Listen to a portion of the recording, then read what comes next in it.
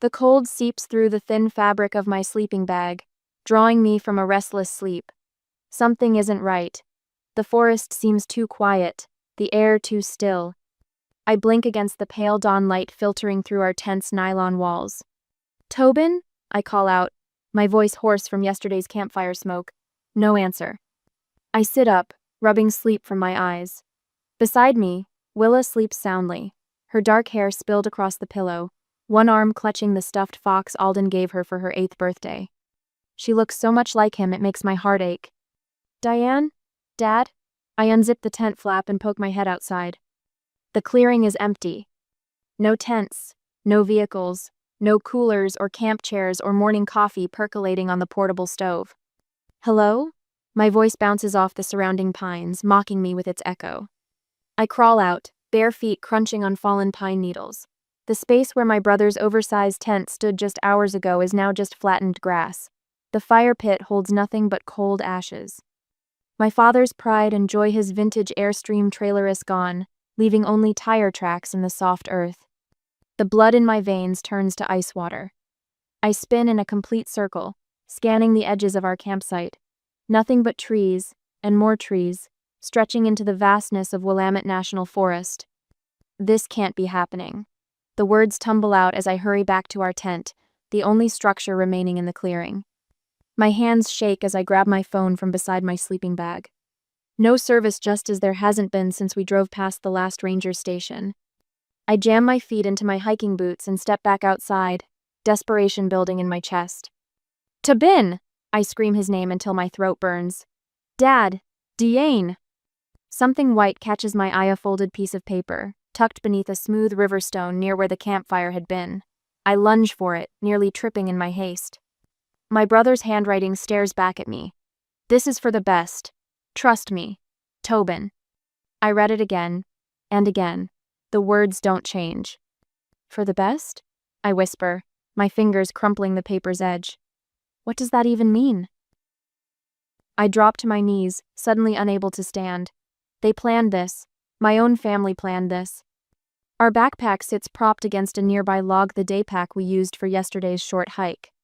I crawl toward it and dump the contents onto the pine needle carpet.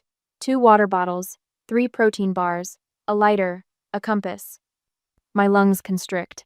Black spots dance at the edges of my vision. The forest around me spins as the realization hits me with physical force. They left us here. They left us here to die. "Mommy?" Willa's sleepy voice snaps me back. I can't fall apart. Not now. Not when my daughter needs me. I shove everything back into the pack with trembling hands and force myself to take 3 deep breaths. In, out, in, out, in, out, in, out. "Coming, sweetie," I call, my voice miraculously steady. Inside the tent, Willa sits up, rubbing her eyes, her hair a tangled mess around her shoulders. "Where is everybody?" I sit beside her and smooth her hair back from her forehead. "They had to leave early." "Without saying goodbye?" Her lower lip trembles.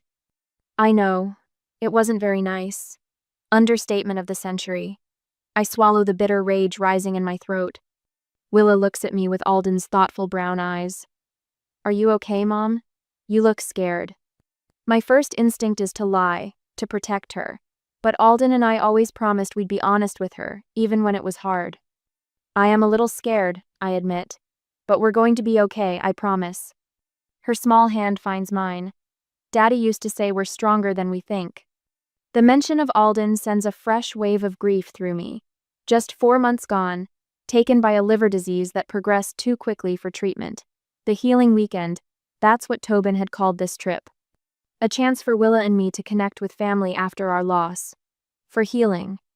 What a cruel joke. I think back to last night, the marshmallows roasting over the fire, Dad telling his exaggerated fishing stories, Diane showing Willa how to identify constellations. Everything had seemed so normal. How long had they been planning this? "Mom?" Willa's voice pulls me back again. "What do we do now?" I look at my daughter, 9 years old and already too familiar with Lawson. Something inside me hardens into resolve. They thought they could break us. They thought wrong. I open the backpack and take inventory again, this time methodically. 2 water bottles, 3 protein bars. lighter, compass. My mind shifts into problem-solving mode, the same way it did when Alden got sick, when the first doctor gave us his diagnosis, when I had to keep our business running while watching my husband fade away. One step at a time. That's how we'll survive this. Willa watches me with those solemn eyes, so much like her father's. I see a flash of his strength in her face. We follow the water downstream. I tell her, my voice growing stronger with each word, water leads to people, and people can help us get home. She nods, trusting me completely. I won't let that trust be misplaced. I won't let them win. The morning sun burns through the thin nylon of our tent. Sweat beads along my hairline as I stuff our sleeping bags into compression sacks. Willa sits cross-legged on the ground, carefully folding Alden's tattered field guide to Oregon wildlife. Mom, look what I found in my backpack. She holds up the book, its spine cracked from years of use. Dad packed it for me special. My throat tightens. Even in death, Alden protects us better than my living family. That was thoughtful of him. I force a smile, not wanting to burden her with the rage simmering beneath my skin. I turn back to our meager supplies. Something catches my eye, an uneven seam along the bottom of my backpack. I run my fingers along the edge and feel a stiff paper hidden within the lining. What's that? Willa asks, peering over my shoulder. My fingernails work at the stitching until it gives way. I pull out a folded sheet of paper with familiar handwriting, Tobin's precise architectural lettering. A map. My blood runs cold as I trace the marked route with my fingertip. It leads deeper into the wilderness, away from any ranger stations or campgrounds, the opposite direction from the water route I'd planned. Son of a... I bite back the word, conscious of Willa watching. He wanted us to get more lost. Who, Uncle Tobin? I nod, my jaw clenched so tight it aches. The realization crashes over me like ice water. This wasn't just abandonment. This was calculated elimination. My mind races backward through the past months. Tobin showing up at Alden's funeral with documents for me to sign. Just insurance papers.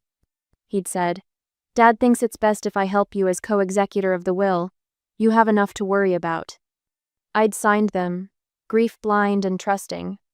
3 weeks ago, Tobin had visited the flagship Willow and Thyme location. His words echo in my memory. The business is struggling without Alden. Let me buy in 20%. You need a partner now. The business is fine, I told him, showing him our latest quarterly reports. We're actually up 7% from last year. The flicker of something dark across his face should have warned me. The family dinner that followed turned tense when Dad backed Tobin. Victoria, be reasonable. Women don't think clearly after losing a husband. Tobin has your best interests at heart. I'd walked out, taking Willa for ice cream instead of enduring more reasonable advice from men who'd never brewed a day's worth of tea in their lives. Now it all makes horrifying sense. Mom? Willa's voice pulls me back. What are we going to do? I strike a match and touch it to the corner of Tobin's map, watching as flames consume his careful instructions. We're going to do exactly what he doesn't expect. We're going to survive. The paper curls and blackens, floating away as ash. I turn to the backpack's main compartment and empty it completely, arranging everything on the ground. 2 water bottles, 3 protein bars, lighter, compass. I add Alden's guidebook to our inventory. Your dad loved this forest. I tell Willa, running my hand over the book's weathered cover. He brought me here the first summer we dated. He showed me how to identify which plants were safe. Willa's eyes widen. He taught me too. Look, she points to a bush with small berries. Those are huckleberries. Dad said they're good to eat. My chest swells with unexpected pity and hope. That's right. Your father is still helping us. I think of my grandmother too. How she'd take me foraging in the woods behind her cottage, teaching me which barks could be brewed for headaches, which roots helped with stomach pain. Knowledge I'd later incorporated into our specialty tea blends. Knowledge that might keep us alive now. Here's what we're going to do. I tell Willa, my voice stronger than I feel. We'll follow the water downstream, but we'll also look for food along the way. Your dad's book will help us know what's safe. She nods solemnly, pulling the stuffed fox closer to her chest. The sky darkens as we work together gathering branches. I show Willa how to weave them into a crude shelter, angling it against the wind as the first raindrops begin to fall. Will someone come looking for us? she asks as we huddle under our makeshift roof. The question tears at me. I could lie, tell her help is just around the corner, but the truth is more terrifying. Dad and Diane had mentioned taking a cruise after our healing weekend. Emma, my business partner, knows I plan to take 2 full weeks off my first real break since Alden's diagnosis. They will, I say carefully, but not right away. What I don't tell her. No one will miss us for at least 2 weeks. By then, what will remain of our lives back home? How many documents will bear my forged signature? As night falls, Willa begins to cough. I place my hand on her forehead and feel unnatural warmth. A knot of fear tightens in my stomach. Just a little cold, she whispers, trying to sound brave. Rain pounds our shelter as I hold her close, my mind racing through what Tobin stands to gain. Alden's life insurance, my business, Willa's trust fund. This isn't just about survival in the wilderness. It's about what will be left to return if we return at all. Willa shivers against me, her small body radiating heat. Tell me a story about Dad, she murmurs. I stroke her hair, watching raindrops find their way through our imperfect shelter, and begin the story of how Alden and I built Willow in time from nothing but dreams and determination. The story of what Tobin is trying to steal from us both. The days blur into one another. 4 sunrises since the morning I woke to find our family gone. 4 nights of fitful sleep on forest ground that never quite warms beneath our bodies. I scratch another mark into the bark of the pine tree beside our makeshift shelter, using the tip of a sharp stone. Is it Thursday? Willa asks, her voice smaller than yesterday. I hesitate. I think so, sweetie. Time has become liquid here, flowing without the markers of schedules and clocks. Back home, Tobin is likely sitting in my office at Willow and Time. I picture him at my desk, rifling through my files, calling our suppliers with that convincing voice of his. Such tragic news about Victoria, he'd say, voice pitched to perfect concern. But don't worry, the family is stepping in to handle everything. The weight of his betrayal sits like a stone in my stomach. Not just Tobin, but Dad, Diane. My own family calculated exactly how much my absence was worth to them. They measured the value of my life, and Willisand found it acceptable. When I close my eyes, I see Dad nodding his approval as Tobin outlined their plan. Victoria's always been soft, he probably said. She won't last 2 days out there. Willa coughs, pulling me from these poisonous thoughts. Her small body radiates heat as I press my palm to her forehead. Mom? Her eyes shine too bright. The trees are dancing. My heart hammers against my ribs. Fever. The protein bars ran out yesterday, and our last sips of clean water disappeared this morning. I've been melting dew into a water bottle cap, but it's not enough. Just rest, I whisper, arranging our thin sleeping bag around her shoulders. While she drifts into restless sleep, I survey our surroundings with new desperation. The tea shop owner, the woman who agonized over quarterly projections and customer satisfaction surveys, seems like a stranger now. That Victoria couldn't identify edible plants or build a shelter from pine branches. This Victoria has scraped together fire from friction and dried moss. This Victoria knows that hunger feels like a living creature, gnawing from the inside out. I touch the knife edge of a white willow leaf, remembering Grandma Rose's voice. Nature provides what we need if we know how to look. Mom had rolled her eyes at these lessons. Your grandmother and her useless weeds, she'd say. Dad would nod, adding, real medicine comes from pharmacies, Victoria. But Grandma Rose knew better. White willow bark contains salicynature's aspirin. I strip thin layers of bark from the willow tree, careful not to damage it deeply. My hands, once manicured for client meetings, are now cracked and dirt-embedded. I crush the bark between 2 rocks, then steep it in water heated with hot stones from our small fire. Willa, I murmur, lifting her head. Drink this. It doesn't taste good, but it will help. She grimaces but swallows obediently. I stroke her tangled hair back from her burning forehead and sing the lullaby Alden created just for her. The words catch in my throat when I reach the second verse, his voice so clear in my memory it's as if he stands beside me. Night falls. The forest grows loud with unseen creatures. Willa's breathing remains rapid, her small body fighting the fever. I bank our fire carefully, preserving embers for morning. With Willa finally asleep, I crawl just beyond our shelter and let the tears come. Silent, shaking sobs that leave me hollow. I don't know if I can do this alone. I whisper to the canopy of stars visible through the trees. A warm breeze touches my face, carrying the scent of pine and earth. For one impossible moment, I feel Alden's presence solid and certain. You're stronger than all of them, his voice echoes in my memory. You always have been. Was it memory or imagination? Does it matter? I wipe my face with dirt-stained hands and return to Willa's side. By morning, her fever has broken. She sits up, weak but clear-eyed, asking for water. The relief leaves me lightheaded. You did doctor stuff, she says, watching me collect dew from leaves. Like Dad showed me. Your dad showed you about medicines? Willa nods. He said his mom was a nurse, so he knew things. He showed me stars, too. She points upward, though it's daylight now. That one that doesn't move is north. We can follow it at night. My throat tightens. Alden, still helping us find our way home. Together we forage, Willa spotting a cluster of hazelnuts, me identifying blackberries growing in a sunny patch. We eat slowly, savoring each bite. The simple pleasure of food after near starvation brings tears to my eyes.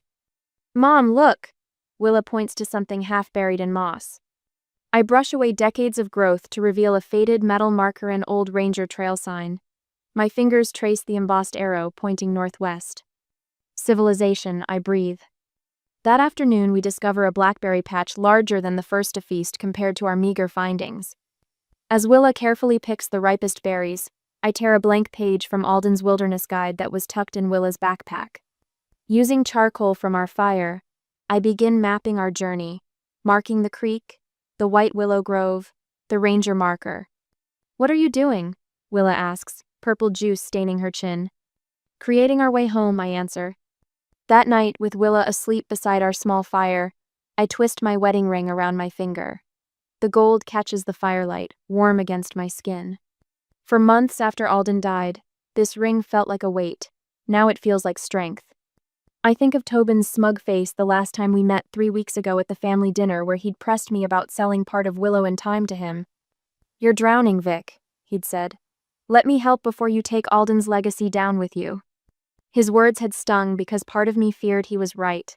The grief had been suffocating, the business overwhelming without Alden's steady partnership. But here, stripped of everything except survival, I've found clarity. My grief hasn't weakened me, it's tempered me like steel. Your dad loved these forests, I tell Willa's sleeping form. He could name every tree, every star. He said nature reminded him that problems are temporary but beauty is constant. Dad would have brought more snacks, Willa murmurs, her eyes still closed. A startled laugh escapes Mitha, first real laughter in months. Yes, I agree, wiping my eyes. He definitely would have. 8 days into our ordeal, I spotted a thin column of smoke rising above distant trees. My heart leaps, then hesitates. It could be a campfire, other hikers. Or it could be a forest fire, dangerous and unpredictable. Willa follows my gaze. Is that people? Maybe. I chew my lip, calculating we've established a routine hair shelter, water source, food we recognize. Moving means risk. But staying means giving Tobin more time to dismantle my life piece by piece. Willa's hand slips into mine. Her fingers are thin, her once round face drawn from days of insufficient food. But her eyes, Alden's eyes, show nothing but determination. Mom, we need to try, she says simply. I nod, gathering our few possessions. Using strips torn from our sleeping bag, I fashion a carrying pack to hold Willa when her strength inevitably fails. The smoke lies at least 2 miles away through difficult terrain. As I hoist Willa onto my back, I feel something solidify within me. We will reach that smoke. We will find our way back. And when we do, Tobin and my parents will discover exactly what they've created. Not a victim, but a survivor. Not an obstacle easily removed, but a force they gravely underestimated. I take the first step toward the distant smoke, Willa's arms wrapped around my neck, her breath warm against my hair. Hold tight, I tell her. We're going home. The ranger station stands before us like a mirage, its weathered logs and sagging porch the most beautiful sight I've seen in days. My legs tremble beneath Willa's weight. 8 days in the wilderness have stripped us to essentials we are: hunger and determination wrapped in filthy clothes. Mom, is it real? Willa whispers against my neck, her voice cracked from dehydration. It's real, baby. I stagger the final 20 yards, pine needles crunching under my blistered feet. The door hangs crooked on rusted hinges, a broken padlock dangling uselessly. Someone has been here before us, but not recently. Inside smells of dust and animal droppings. Cobwebs drape the corners like tattered lace. But against the far wall sits exactly what I'd hoped for. A radio console, its metal casing dulled with age. I lower Willa onto a wooden bench, our last protein bar clutched in her small hand. Tiny bites, remember? Make it last. The radio looks ancient, all knobs and dials instead of digital displays. I pull off the dust cover, and my heart leaps. No obvious damage, just disconnected wires and a missing power source. Tobin's voice echoes in my memory. All that tech knowledge and you make tea for a living? What a waste of potential, Vic. My fingers trace the disconnected wires, color-coded and familiar. The circuitry isn't so different from the point-of-sale systems I troubleshoot at our shops. Engineering minor, business major. The degree he mocked might save our lives. Hours blur as I work, salvaging parts from an old flashlight I find in a drawer, reconnecting wires with paper clips straightened between my teeth. Willa sleeps fitfully on the bench, her breathing shallow. When the power light finally blinks green, tears spring to my eyes. Hello? This is Victoria Maddox at... Static cuts through my words, then silence. The light flickers, then dies. No! I pound the console with my fist, desperation surging through me. So close. Willa stirs. Did it work? I swallow hard. Time for plan B. Outside, we gather fallen branches, arranging them in a massive H for helicopter in the clearing. My arms burn with effort as I drag logs twice my weight. Willa helps despite her weakness, her determination a mirror of Alden's. The afternoon sun slants low when we finish. I strike our precious lighter against kindling piled at each end of the H. Wet leaves on the flames, I instruct Willa. We need smoke more than fire. Green smoke billows upward, a desperate prayer rising into the cloudless sky. We huddle together on a rock, scanning the horizon until our eyes burn. Mom, look! Willa points west, where a black speck moves against the blue. The helicopter seems impossibly distant, its path taking it nowhere near our signal. Panic claws at my throat. No, they can't miss us. I fumble at my neck, unclasping Alden's gift, a compass with a polished metal lid that catches the sun. I angle it toward the helicopter, flashing light in deliberate patterns. 3 short, 3 long, 3 short. SOS in the universal language of light. The helicopter continues its path for 1 heart-stopping minute. Then it banks, changing course toward our signal. They saw us! Willa's voice cracks with joy. We cling to each other, laughing and crying as the sound of rotors grows from whisper to thunder. The rescue team finds us dehydrated, filthy, but alive. 10 days after waking to emptiness. A medic wraps a thermal blanket around my shoulders. What happened? How did you end up here? I meet his eyes, my voice steady despite my racing heart. My brother Tobin abandoned us here. He left us to die. The medic exchanges glances with his partner. Ma'am, that can't be right. Your family reported you missing yesterday. They've been frantic. Yesterday. The world tilts beneath me. 10 days in the wilderness, but they only reported us missing yesterday? The calculation is simple, devastating. They never expected us to survive this long. In the helicopter, Willa sleeps against me as we fly toward civilization. Beneath us, the forest stretches endless and green, beautiful and cruel, like family. A ranger passes me a satellite phone. Hospital in Bend is standing by. They have some questions, something about a death petition that was filed. Death petition. My brother wasn't just hoping we'd die. He was counting on it. The hospital room door swings open later that day. Tobin stands framed in the doorway, his eyes red-rimmed with perfectly timed tears. A news camera hovers just behind his shoulder, catching his performance in high definition. But they don't know that I have already pulled the strings and am waiting for them to make a slight mistake and crush them totally. Vicky, he breathes, rushing toward me with open arms. Thank God, we've been searching everywhere. I keep my hands folded in my lap, unmoved by the spectacle. Behind him, my parents file in, faces arranged in identical masks of concern. My mother's pearl earrings catch the fluorescent light as she dabs at dry eyes with a monogrammed handkerchief. The whole community has been praying for you, Tobin continues for the benefit of the camera. His voice breaks on cue. When we realized you and Willa had wandered off. The lie hangs in the air between us. In the adjacent bed, Willa sleeps deeply, an IV replenishing fluids in her thin arm. The camera crew needs to leave, I say quietly. Tobin's smile flickers. They're documenting our reunion. People have been following your story. Out. The word comes out sharp enough to slice. Once the door closes behind the camera crew, the transformation is immediate. My father's shoulders straighten. My mother's trembling lip stills. Tobin's devastated expression hardens into something calculating. You've created quite a mess, my father says, voice low. Telling those rangers we abandoned you? Think about what you're doing to this family. My mother moves closer, her perfume too sweet in the antiseptic room. Darling, you were confused out there. Dehydrated. Imagining things. The doctors say you might have eaten something that caused hallucinations, Tobin adds smoothly. It happens to hikers all the time. I noticed the small recorder in his pocket, red light blinking. Evidence of my supposed delusions, no doubt. We're just glad you're safe, my father continues. Now we need to handle this quietly. A man in an expensive suit appears in the doorway, a leather portfolio tucked under his arm. Clifton Myers, our family attorney since I was a child. He nods at my father before approaching my bed.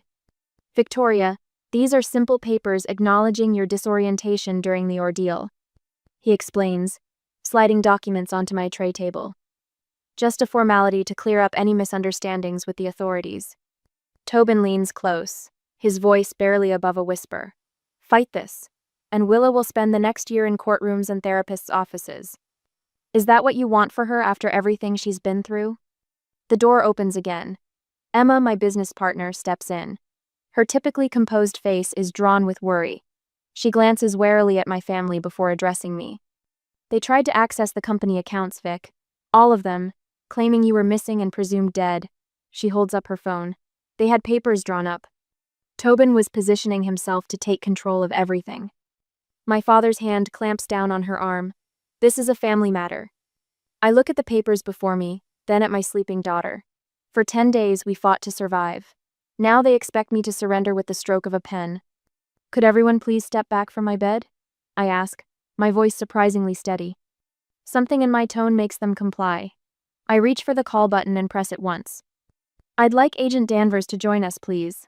I smile at their confusion. We've been having some lovely chats while you were all searching for me. The FBI agent enters within moments, nodding respectfully. Miss Maddox. I believe it's time, I tell her. From beneath my pillow, I withdraw a plastic evidence bag containing Tobin's mud-stained note. This was left under a stone when my family vanished with all our supplies. My brother's handwriting. Agent Danvers takes it. That matches our analysis. I pull out my watch, cracked but functional. The GPS tracking was still working. It marks our exact location of abandonment plus our desperate route to survival. My mother's hand flies to her throat. Victoria, stop this nonsense. The Rangers found something interesting at their abandoned station. I continue as if she hadn't spoken. The voice recorder I activated after fixing their radio. Tobin's face drains of color. I detailed everything. The note. The map marked with a route leading deeper into wilderness. The missing supplies. Emma steps forward, placing a thumb drive on my tray table. And I brought these. Emails between Tobin and your father discussing the takeover of Willow and Time. Plans dated 3 weeks before your trip. This is absurd, my father blusters. You can't possibly believe.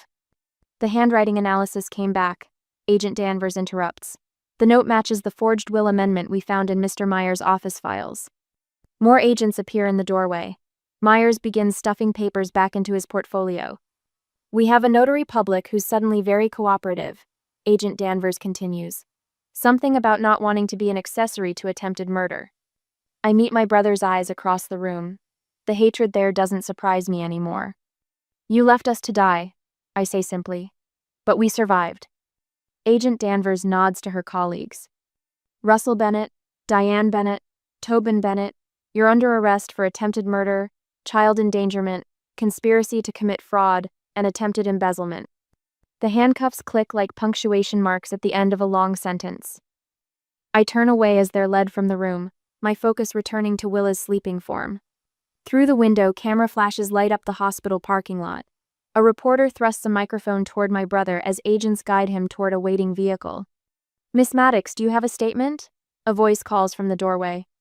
I look up, suddenly bone-weary. This was never about money. It was about a child's life. Later, when the room has quieted and twilight softens the edges of the world, Agent Danvers returns. She stands by the window, watching Willa sleep. "The judge denied bail," she says, cited the extraordinary callousness of the alleged crime. I nod, fingers gently brushing Willa's hair from her forehead. "What will you do now?" Danvers asks. The question hangs in the air as I look out the window at the distant pine-covered mountains that almost became our grave. 10 days ago, I had no answer. Now, watching my daughter's peaceful breathing, I find I still don't. But for entirely different reasons. At the present, the white willow sapling bends with the spring breeze, its silver-green leaves catching the morning light. I press my palms into the fresh soil around its slender trunk, feeling the cool earth beneath my fingernails. 6 months ago, my hands trembled from exhaustion and fear. Today, they're steady and certain. "Is it happy now, Mom?"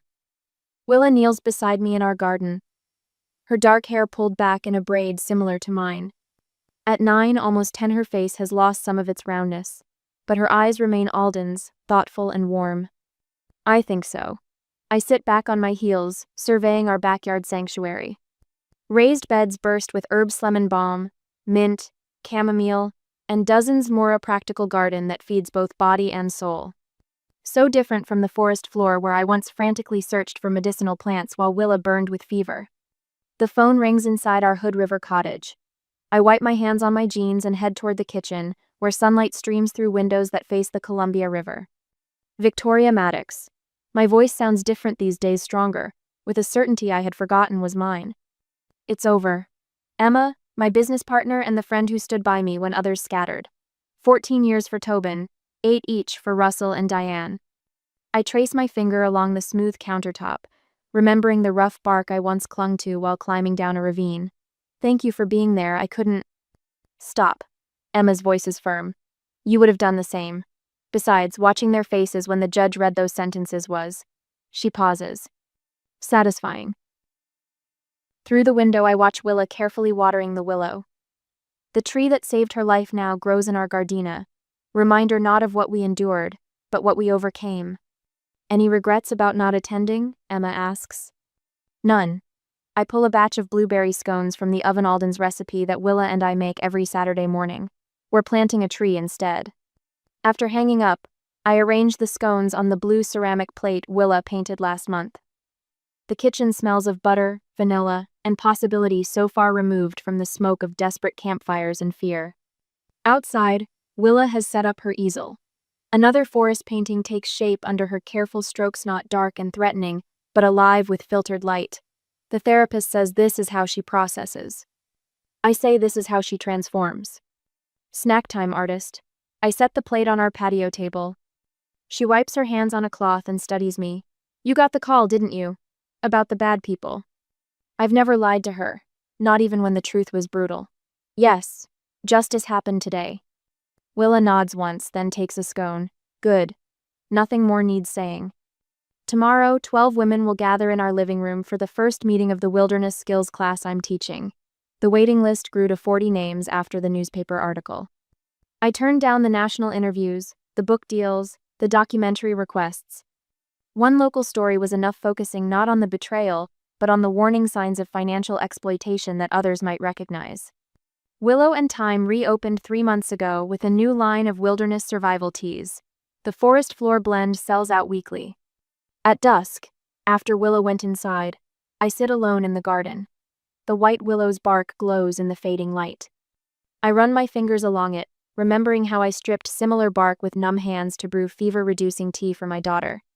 "We made it, Alden," I whisper to the evening air. Where once I feared silence, I now find peace in it. Where once I needed others' approval, I now stand complete.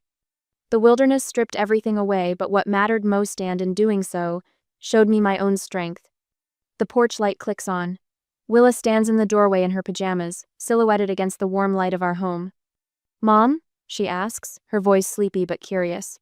Are we going camping this summer? The question catches me off guard. My breath hitches a momentary tightness in my chest. Then I look at her standing there, unafraid despite everything, and something shifts inside me. I smile gently. Yes. But this time, we'll bring extra snacks.